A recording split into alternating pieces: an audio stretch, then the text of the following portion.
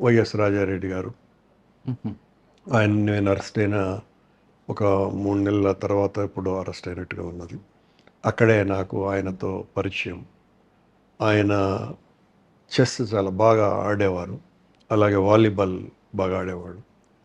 నాకు చెస్ మీద కాస్త ఇంట్రెస్ట్ ఉండి అలా పరిచయం అయినాడు నాకు జైల్లో ఆయన. రాజారెడ్డి గారు. ఆ, ఆయన పెద్ద కుమారుడు జార్జి రెడ్డి వీళ్ళిద్దరూ ఉండేవారు.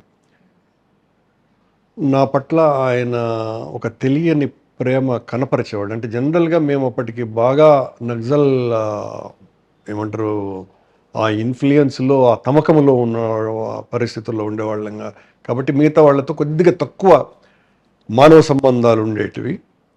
ఈయనతో కొంచెం ఎందుకో నాకు అప్పుడే ఎక్కువ అయినాయి. అలాగే ఈవినింగ్స్ వాలీబాల్ ఆడేవాడు, చాలా బాగా ఆడేవాడు. అప్పటికి ఆయన వయసు 50 సంవత్సరాలు. చాలా బాగా ఆడేవాడు. అట్లా మా ఇద్దరికి పరిచయం ఏర్పడింది. జైల్లో ఎవ్రీడే చదువుకోవటం, కేవీ రమణారెడ్డి గారు ఇలాంటి వాళ్ళందరూ కూడా వెరీ గుడ్ లిటరెంట్స్ అందరూ కూడా ఉండేవాళ్ళు కాబట్టి వాళ్ళ ప్రభావం నా మీద చాలా ఎక్కువ. ఆ కారణంగా నేను జైలుని ఒక పెద్ద కళాశాల కంటే కూడా ఎక్కువగా నాకు ఉపయోగపడ్డది.